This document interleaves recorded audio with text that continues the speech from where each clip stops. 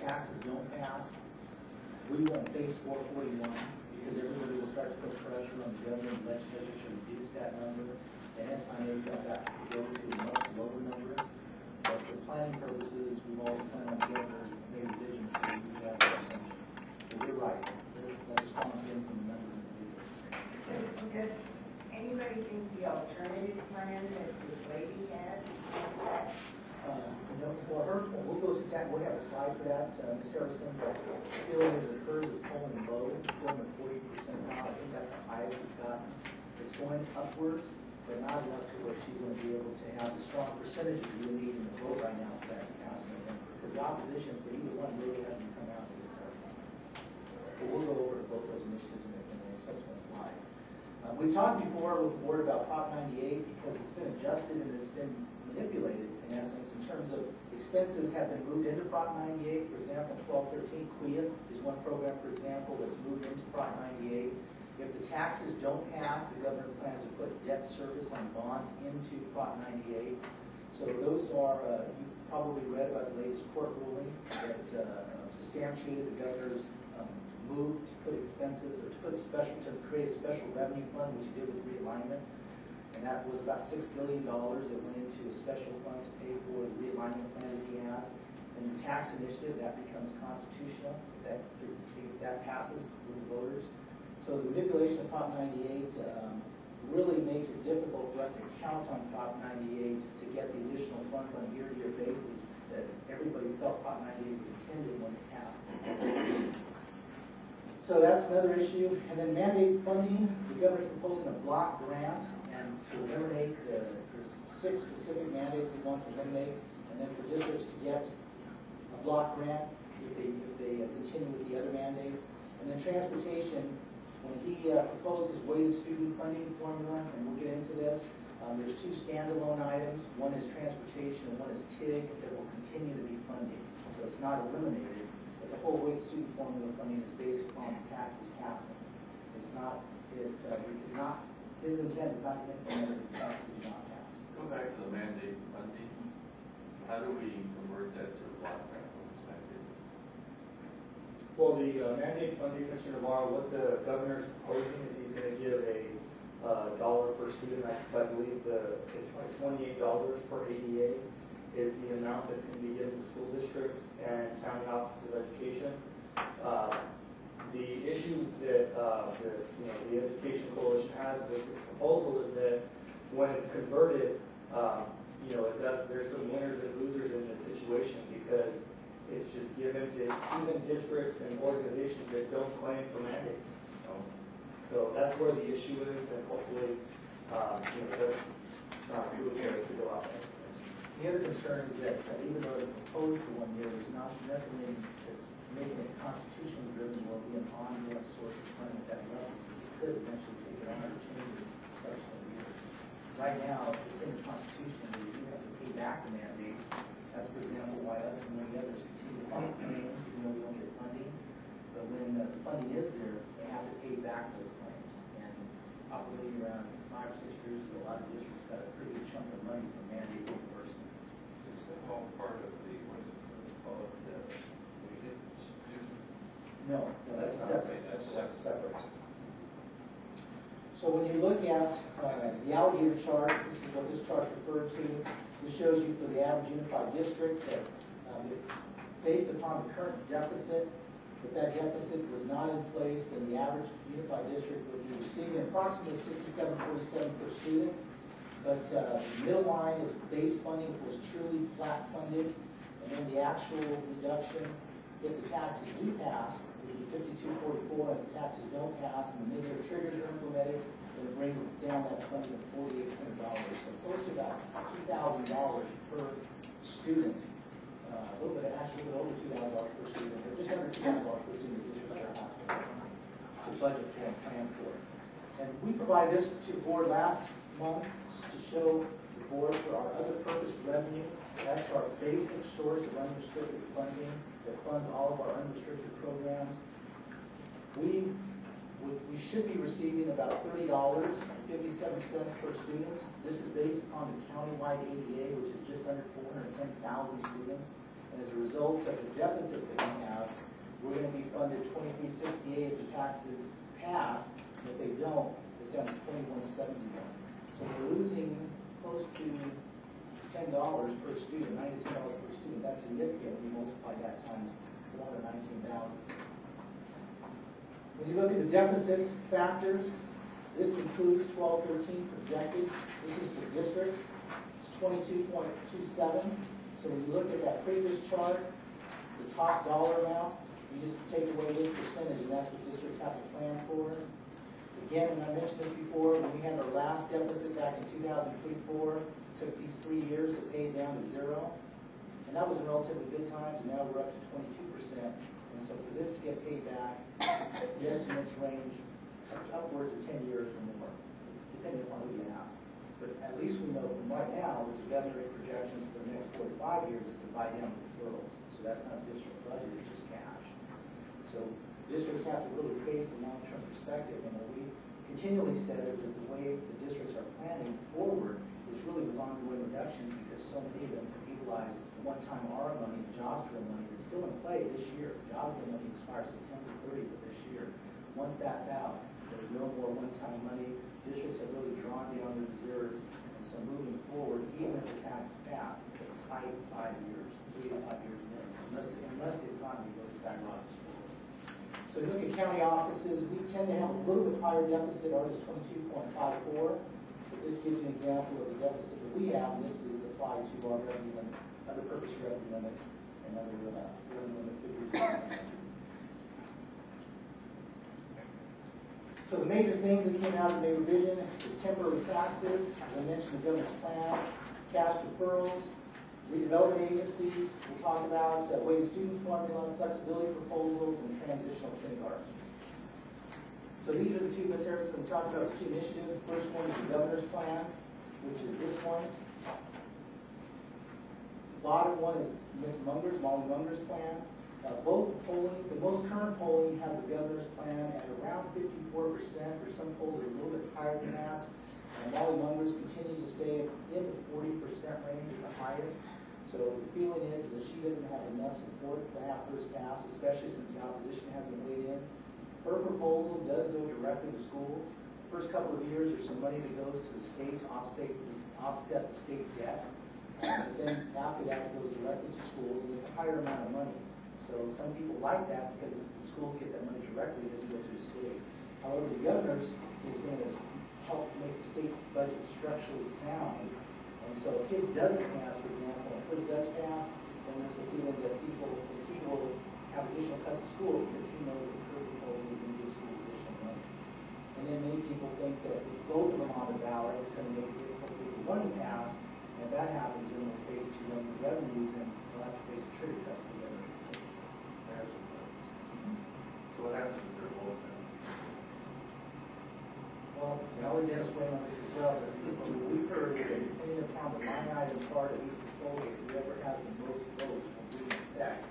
The governor's does have some language, though, that makes hers void. Called poison pill. So in the governor's initiative is a constitutional amendment. Molly Munger's is a statute initiative. But if the governor's, let's say the governor's passes with 54%, and Munger's passes with 51%, nothing from the Munger initiative is in play because the governor's initiative gets more votes. If those numbers are reversed, and Munger's initiative passes with a higher percentage than the governor's, then the personal income tax schedule for the Munger initiative would be in play. I'm not sure what would happen with the sales tax portion of the governor's initiative. The governor's initiative also has some other pieces to it. It has the realignment program included with it, and so those provisions would be in play. So, and I had a question, I know on the agenda that you're asking us to support both of them. CSBA. Yes, well, CSBA is asking that we support both. Right. Does that make any sense? No. However, I will tell you, the vote at the delegate assembly was 154 to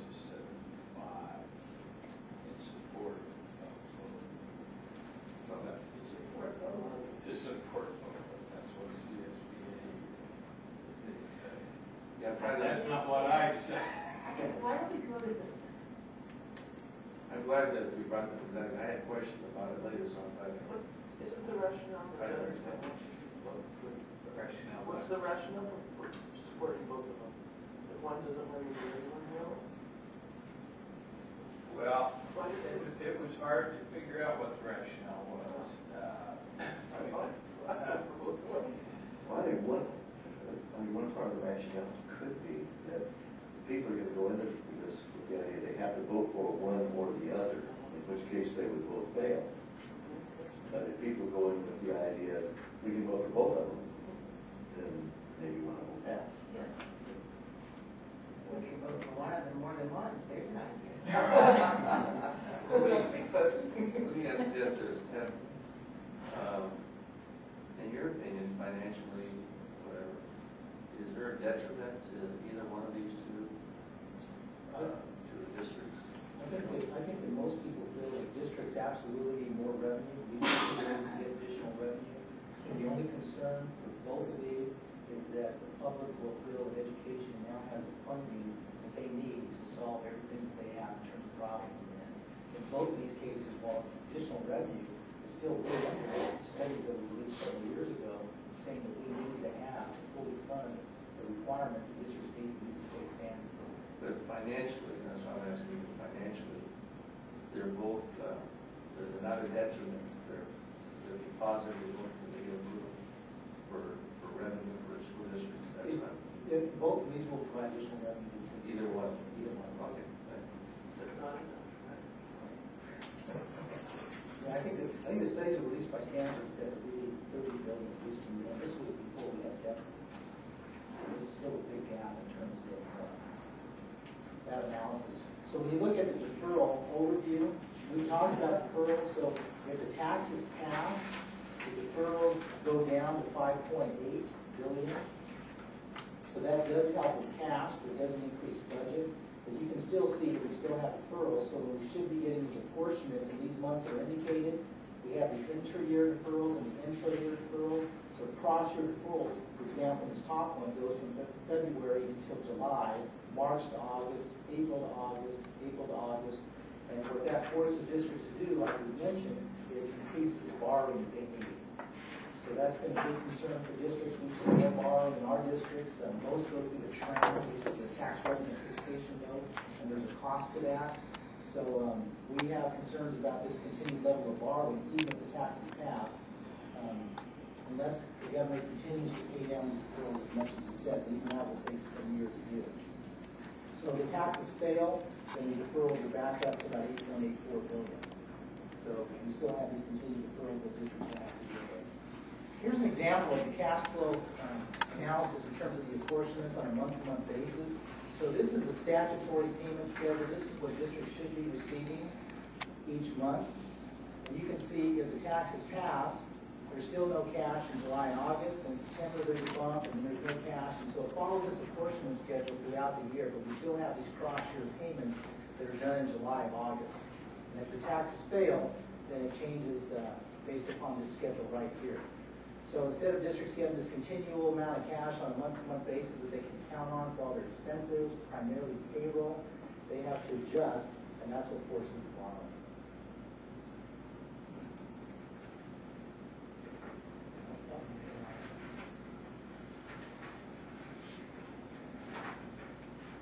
Okay, so when you look at the budget assumptions, we have the 12-13.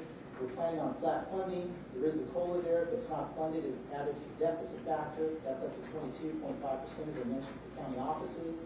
We continue to have the ongoing Tier 3 categorical flexibility, and we'll show a slide later that gives you those dollar amounts. And then zero COLA for the Tier 3 categoricals and special ed. Expenditures, we have reductions in salaries that are budgeted, primarily because of the furlough days that we continue to have for the organization. Network user fees remain the same at $14.43. There's no change from this year. We do have step and column budgeted.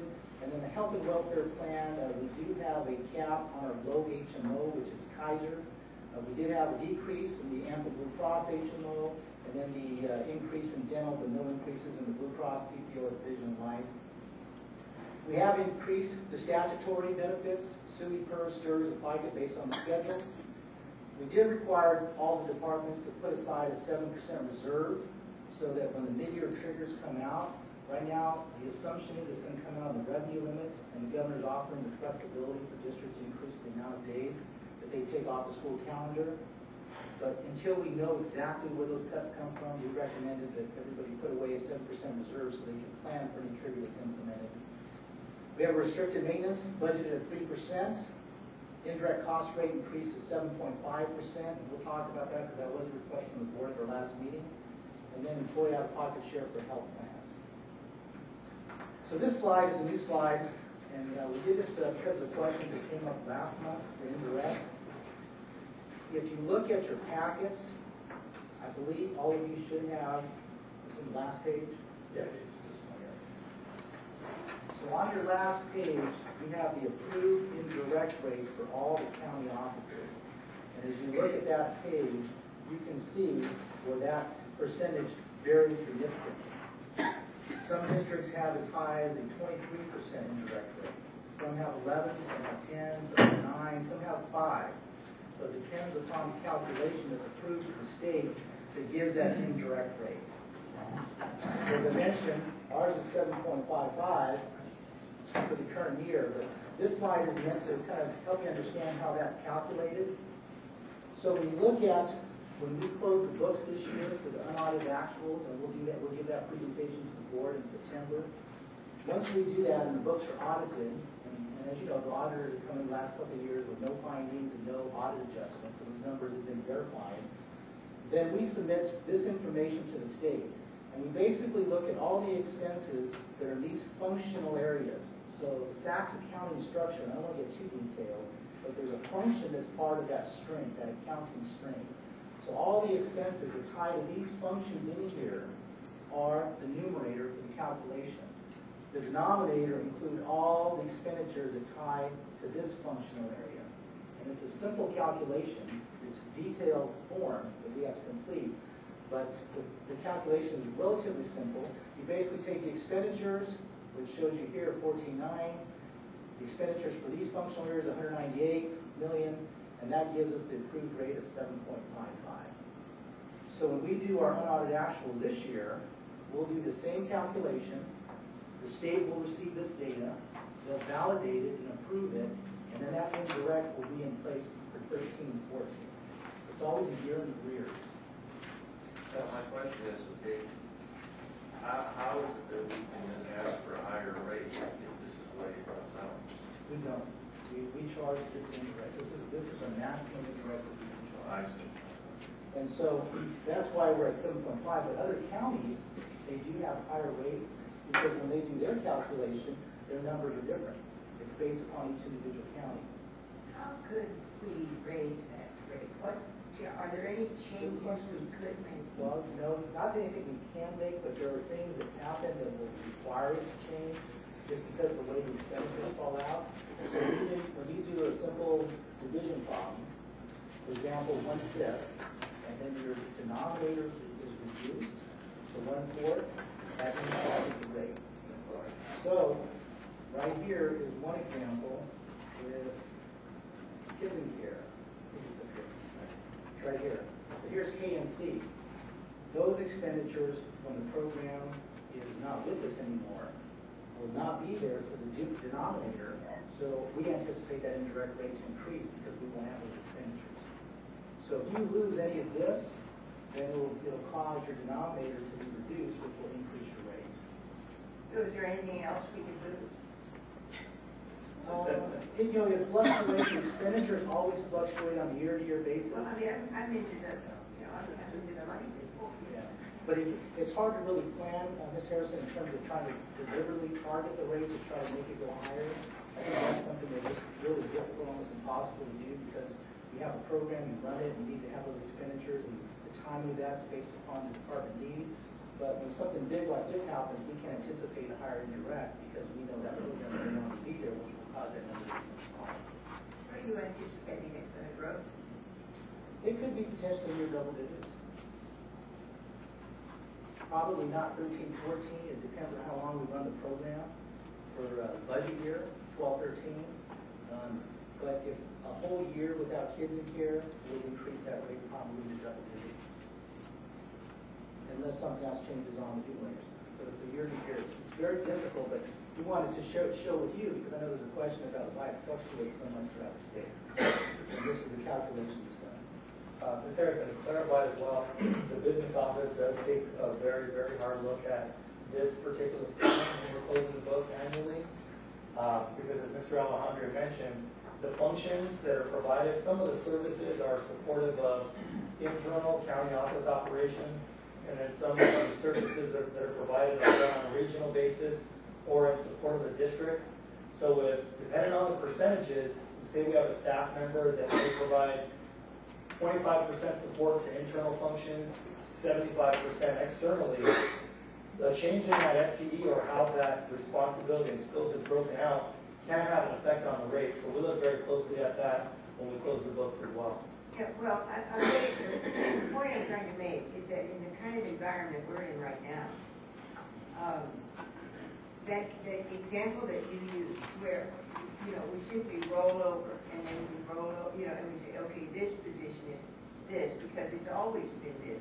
I honestly think we've got to be, go deep into what we're doing because we can gather some money. I mean, you really can, but you can't just simply always be on the surface. Understood. And I'm sure you all are doing. I mean, I'm not suggesting you're not doing it, but I think that we need to be extremely vigilant because this indirect represents a considerable amount of money. Absolutely. I mean, and it gets better as life goes on. So, having been in this world, thank you. Okay, you're welcome. So we look at our staffing by division. This gives you the FTEs that we've had for a year comparison in terms of the FTEs per division. We did modify it with administrative services since the departments that are in administrative services for 12-13 will now become part of ed services and student services. So that'll change the FTEs for those divisions that gain those departments. We have talked about Desert Mountain primarily because of the clinical services that they're providing in terms of that increased FTE. But in most of the other areas, there's minimal change. And Let me see if I can reconcile this since administrative services being incorporated into education. They're actually being split apart, Mr. Navarro. Portions are going into ed services, and a large majority is going into student services, which primarily is coming from the kids in care staff. Are you losing any employees from administrative services? No, I don't believe we do. Not in the budget year at this point in time. Well, I mean, Oh, I'm sorry. We didn't lose her. We're still 12 years old. until we have all the final information on kids in care, we won't know exactly the impact of the FTE until all that's completed. getting back to the Desert Mountain South, why is there such a large increase? Mr. Navarro, the Desert Mountain South, a couple different components have been occurring for them over the last couple of years. They've been continually expanding their counseling center that they provide to not just the Desert Mountain districts, but it's expanded pretty much down to the Southern California area. In addition to that, last year they did receive a rather large amount of mental health funding. So that mental health funding is going to increase their staff, behavioral health counselors, clinical counselors as such. So that money that came in is coming right back to their program. They're obviously needing to bring in more staff to support the needs in that area. Okay, so at this point, Mr. Don will take over and give you a budget overview and go into the more detailed revenues and expenditures for the general fund. Thank you, Mr. Alejandro. Good morning, members of the board. Dr. Thomas. Jumping right into the budget overview. This slide you see in front of you is a total general fund picture. Again, realizing that we have roughly in the neighborhood of a $220 million budget. What we do is, this slide looks a little bit different from last month in that some of the savings that we had for health and welfare, as Mr. Alejandro mentioned, with our assumptions, we've changed our assumptions to take out the previously budgeted 10% health and welfare increase. So the savings that's represented here is largely the result of us pulling those dollars out of the budget, or as far as the expenditures are concerned. We do provide a side-by-side comparison of 11-12 versus 12-13 for unrestricted, restricted, as well as total general fund. And as you can see on the slide, on the very bottom line, you can see that there is a decrease to the fund balance in all circumstances. We are deficit spending, as we mentioned before. So the next slide we look at is the restricted program revenues, and a little bit different from what we provided at the May workshop. We wanted to provide, at the board's request last year, 2 years worth of comparative data. So what we do is we provide the 11-12 estimated actuals and where we think we're going to close the books. And then we also provide the 12-13 proposed budget. You can see that the revenue limit sources, this is again on the restricted side, and very quickly, the revenue limit sources are comprised of any revenue limit programs such as special education, community day school, juvenile court schools that generates revenue limit from the state. You can see that there is a minor decrease there due to our projections of ADA. Again, in certain circumstances, we use the P2 calculation as our basis to roll into the 12-13 budget year.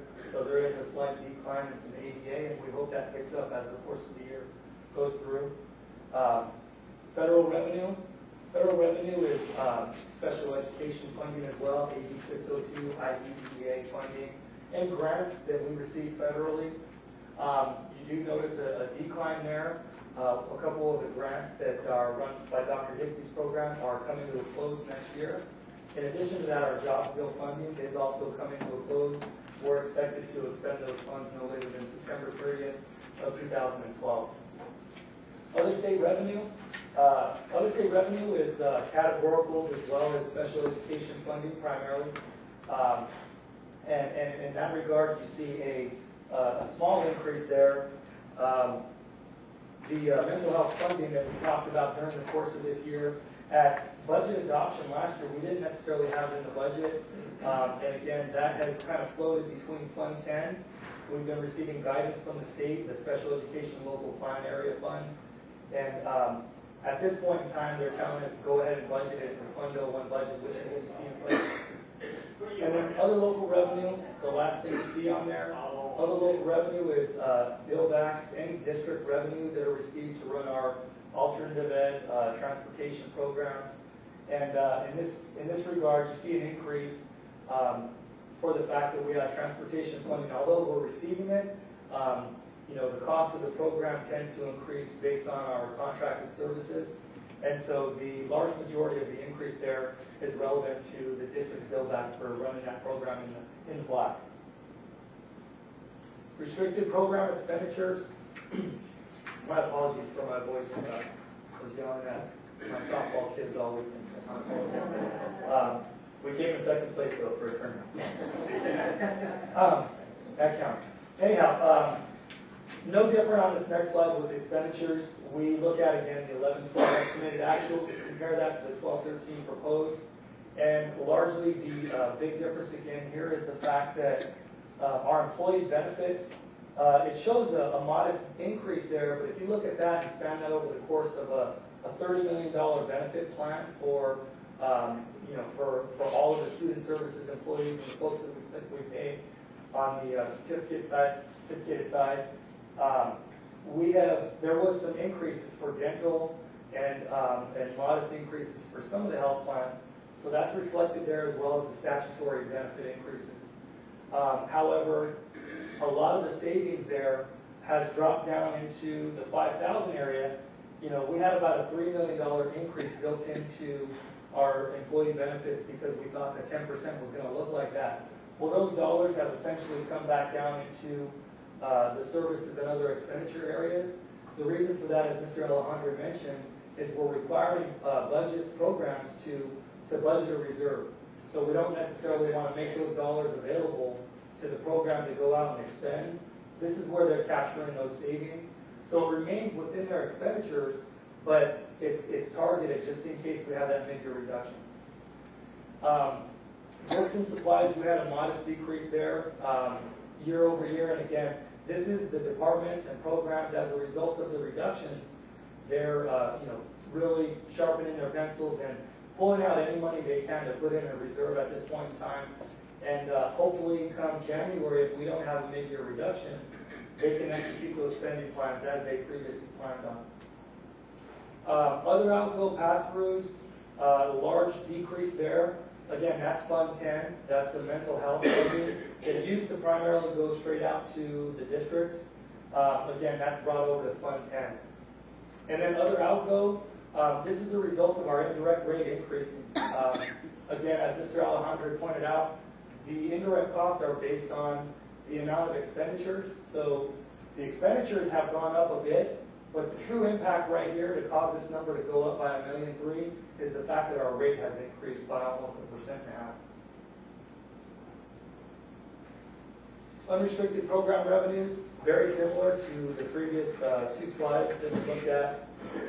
Again, our revenue limit sources are primarily derived from the other purpose revenue limit. Dollars that Mr. Alejandro showed you in the alligator chart. Again, not a whole lot of changes there because we have flat funding still in place from the January proposal. Federal revenue, that's E-rate dollars, as Ms. Harrison brought up last time. We're looking very hard at this to make sure that we're maximizing the amount that we can claim for, and we're working with our information technology staff to do so. Other state revenue. Well, and what are you finding? At this point in time, Mrs. Harrison, we are finding that we are maximizing our revenue. That's actually, it might be just a tad under the projections. We typically come in around $360,000 a year. So we're being a little bit conservative for next year, but we have found that we are maximizing our services because information technology, they're working hand in hand with the districts as well. So we want to make sure that we're not duplicating any claims that the districts are also sending forward. Other state revenue, we did have a minor drop-off for our ROP program. We had a duplicate year of apportionments for the 11-12 year, so that will fall off for the 12-13 year. But it's still a very good number for us. Tier 3 dollars are primarily what constitute that other state revenue. And then other local revenue, an increase there for some of our activities within our JPAs, like our insurance management JPA. They've had some staffing changes and reorganization. Their costs also increase. So as a result, they pass that cost on to the district too. Our expenditure side of the budget, again, no different. We have certificated salaries, classified salaries, employee benefits. You'll notice some decreases in the salaries. There are some, obviously some retirements that we are taking into play as we get into June 30th that'll hit. And departments are strategically reorganizing as needed, and they don't anticipate filling some of those positions. They're abolishing those positions as a cost savings measure. So you'll see some of those costs that are reduced there. Books and supplies, again, a decrease in that regard as well because departments and programs are setting aside money in case they need to for the mid-year trigger. And again, that's why you see the increase on the 5,000s line, the services and other operating expenditures. That is primarily constituted by a reserve that we have required departments to put in place in case we have the mid-year reductions. I'm still confused on that. The budget is up. Which one, Mr. Navarro? Which line? The services and other expenditures. Actually, the budget is up, Mr. Navarro. It has gone up by about $1.7 million. But as I refer to, what we're doing is we're making the departments, any reductions they may be making in these top areas, they're required to budget a reserve. So those dollars don't necessarily fall to the bottom line for those programs. We're allowing them to budget that in case they need them during the course of the year. And it's budgeted at $5,000 services. So we're budgeting for something that we may not be using. Yes, because as we mentioned before, the savings doesn't necessarily fall out to the bottom line and go into the reserve. These programs, they receive a contribution, let's say it's $1 million, and they have $100,000 less in staff costs, they may need those dollars to fulfill other functions of their budget. So we're asking them to budget that in the 5,000 object. Seems like that should be a separate line item. How much is that? 7% organization-wide, Mr. Navarro. I said the dollar line. I might be able to run that. I just say that's very confusing to say you're increasing expenditures through a budget, well then I think that should be noted separately, so we know that that may not happen. With the amount of the reserve, maybe, I understand. Okay. We don't have an idea what it is. We can provide that. I just think it should be identified separately because that may not have to be expended. Right. Well, and this is no different than we've done over the last 2 years, Mr. Navarro, when we've had mandated contingency plans or reserves. We've allowed departments to budget them in the same manner by putting them in the 5,000s. And so what happens is at the course of the middle of the year, when we find out if we have a mid-year reduction, if we don't, we can release those funds back to the department so they can expend. Right. Instead of saying you're going to get cut by those entirely. Okay? I'd like to know. Sure, we can provide that. Other outgo and tuition, not a whole lot of changes there. Again, keep in mind we do have out-of-state contracts, and so the revenue limit that is derived there is also an impact of average daily attendance. So there's a minor change there. Indirect costs that we do bring into the organization, you can see that it's down a bit by about $400,000, and that's a result of less expenditures. When we have less expenditures due to health and welfare savings, things along those lines, the indirect rate will go down. Or not rate, excuse me, but the cost that we generate will go down. Then we have a snapshot of our 11-12 estimated ending balance. Again, just to look, just to note, our decrease to the fund balance decrease of 3.1 million leaves us with a projected ending fund balance of 46.9 million. And you can see the components of that fund balance right here. On the restricted side, very similar. We started with a beginning balance as of July 1st, 2011. Deficit spending of 4.7 comes down to 34.3 million. And again, this is the component of the fund balance. 12-13, based on our 12-13 proposed budget figures, we started the year with a $46.9 million fund balance on the unrestricted, 34.3 on the restricted, and you can see that we are deficit spending in both years, 2.4 million on the unrestricted side and 5.5 on the restricted side. And again, the components of our fund balance as you see in front of you. Our 12-13 categorical flexibility slide, this is the same slide you saw last month regarding the Tier 3 programs that we do have. And again, it's important to note that these programs are, all of the dollars are unrestricted.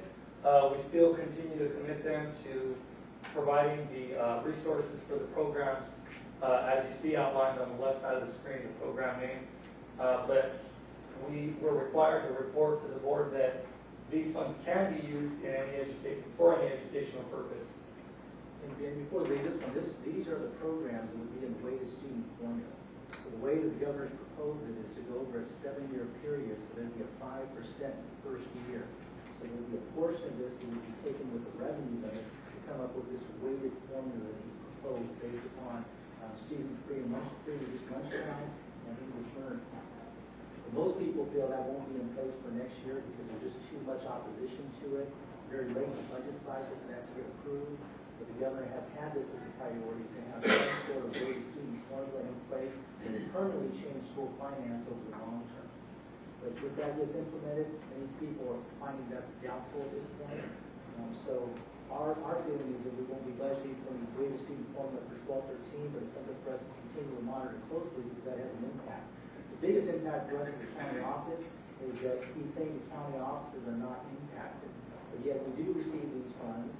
We do have an impact, if you will, in terms of that our funds are categorically going to be reduced. So right now there's a committee looking at the county office funding formula and how the governor might utilize that funding formula to change the way the county offices are funded so it's aligned with districts in terms of weighted student funding approach. And all of taxes don't pass, because it's saying this won't be implemented if the taxes don't pass. So these next couple of weeks, we hope to get more information, and we'll keep the board informed. But the Wade Student Fund has been one that, since the January budget release, has drawn a lot of discussion, a lot of input. But at the end of the day, most people don't feel it's going to be in place for 12, 13. And even if it was, per the governor's proposal, it's just 5% the first year because of the 7-year transition for full implementation. So, and none of these programs have been taken out of the tier 3 and put somewhere else? No. On the county road? Okay, our next slide is the average daily attendance, 3-year comparative. This slide remains unchanged from the last time we reported to the board.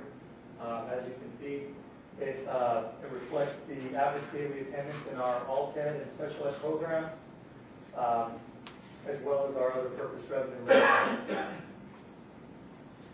So our next steps at this point in time, we have until June 30th to submit the budget to the California Department of Education, although we anticipate doing it immediately following the board meeting, subject to your approval.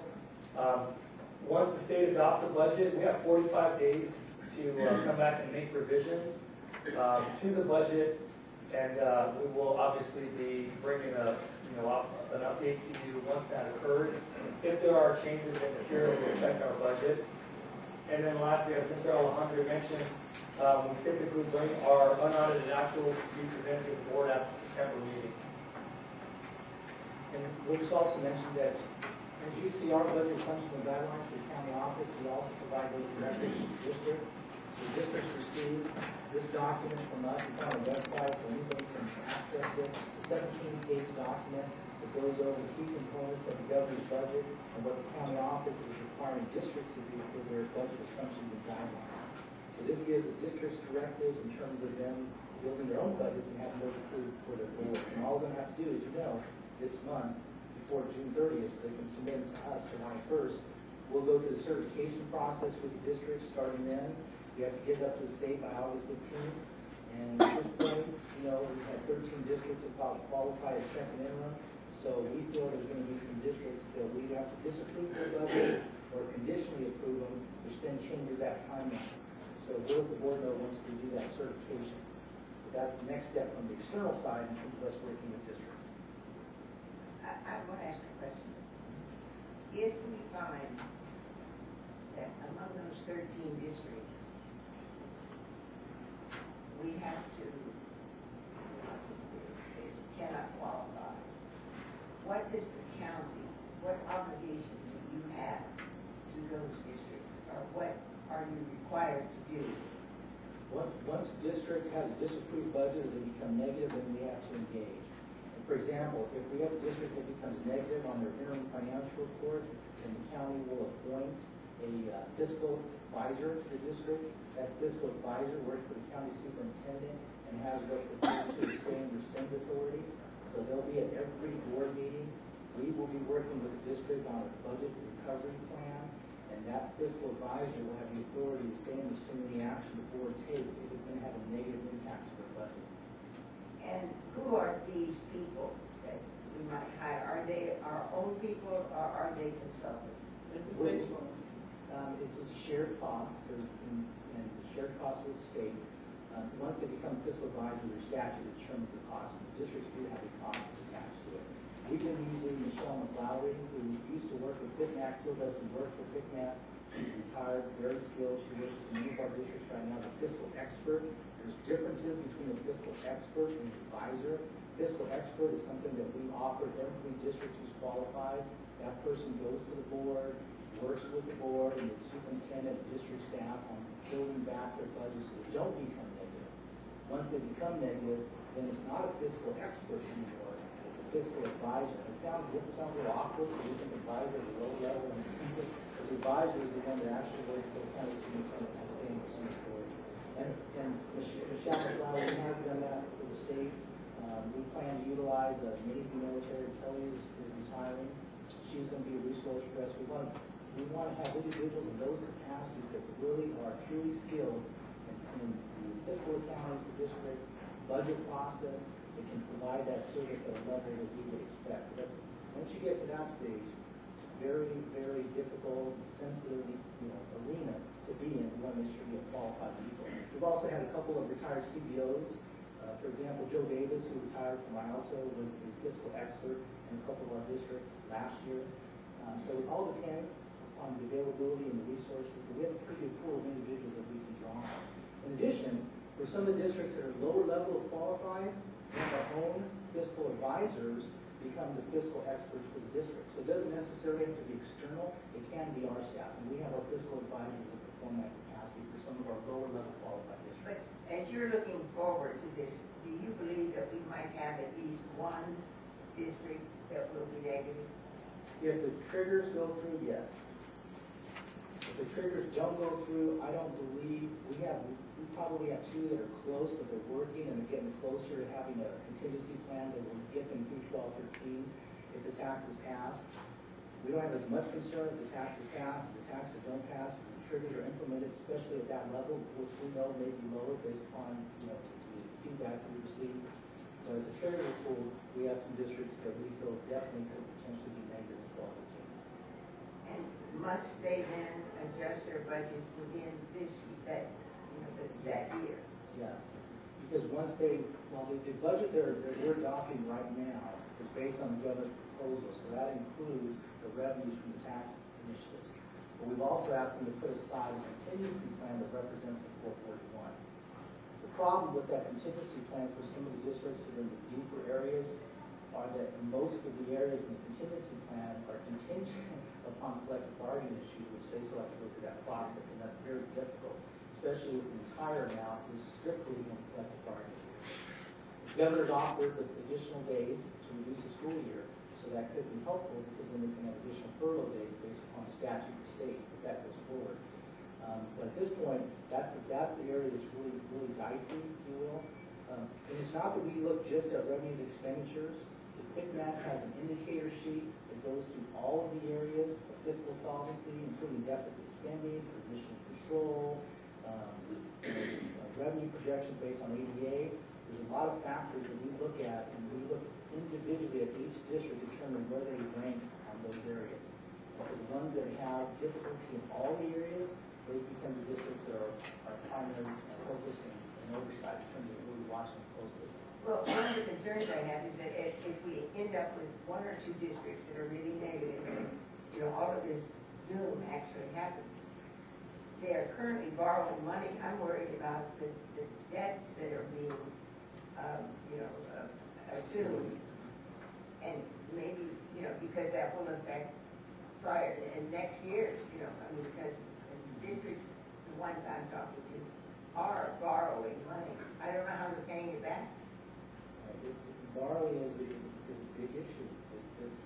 All the districts that have, anytime a district does non-voter approved borrowing, then it has to come before the county for us to sign off on it. And in all cases except for one, we've not supported that to move forward.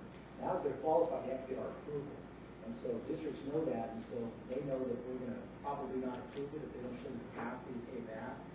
That's one case, non-voter approved. Now, TRAN is something that is different. And they've all gone through pool TRAN except for one district. And that pool TRAN, then they have to show in the cash flows that they're going to have cash coming in to pay that TRAN when that TRAN is due. And that goes to our office as well. So based upon the governor's apportionment cycle, let's say a district has to do a TRAN of $6 million. And they're going to pay back when they get their July and August apportionments. And we can show from the cash flow if they have the capacity based upon the governor's projections to pay back, then we'll sign off on it.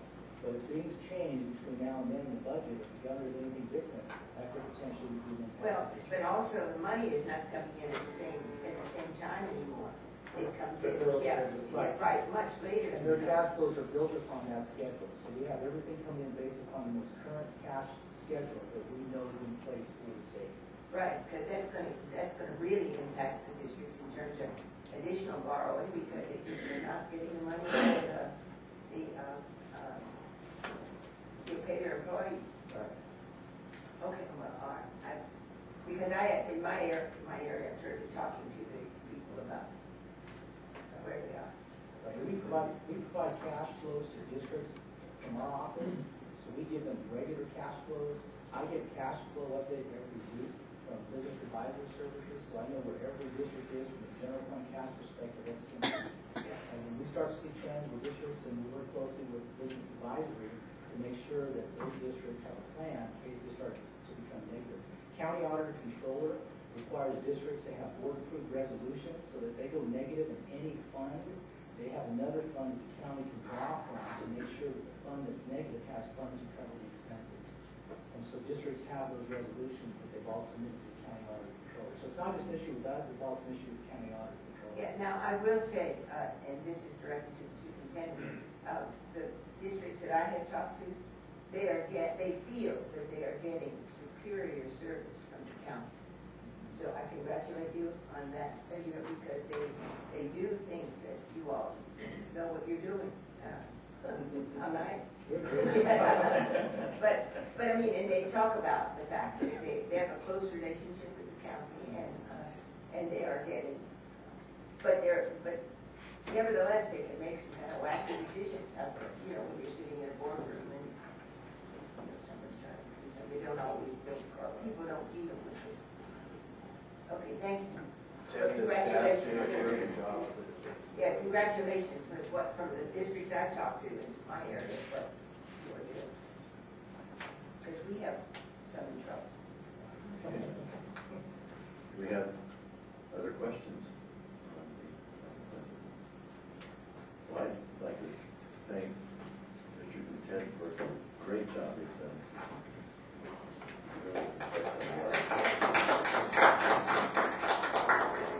And I now open the public hearing regarding the adoption of the 2013 County School Service Fund budget. And we do have a speaker, Christy Burchett.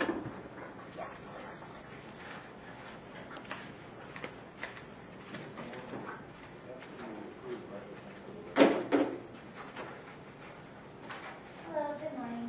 I just have a couple of comments and a few questions.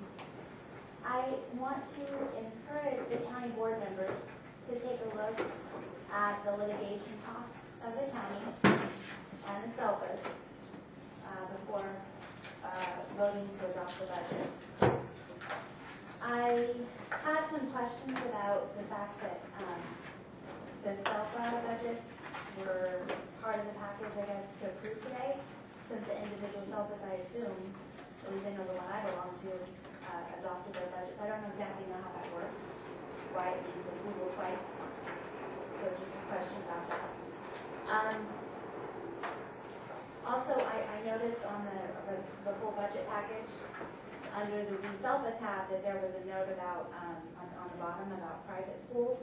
On the budget, I didn't understand what that meant. Hopefully you can get some clarification on that. And then the other thing was, I had access to see the agenda online on your guys' website, but not the full budget package and, all the items that were on the agenda and that big package. I just saw that today, so I didn't really have time to sort through it as much as I would like to get into detail on it. So I was wondering if that's going to be on the county, your guys' website at one point. Thank you very much. Does anyone else wish to speak to the I have a budget? question. Maybe getting back to the question.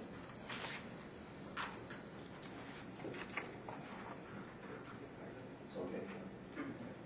I couldn't hear him. So we can get. Yeah. Okay, so we are at 5.2, adoption of the service fund budget. Second. Moved by Mr. Sumter, seconded by Ms. Murphy. Discussion? Discussion? Mr. Navarro? Well, I have a couple concerns about me voting for this budget today. Two concerns.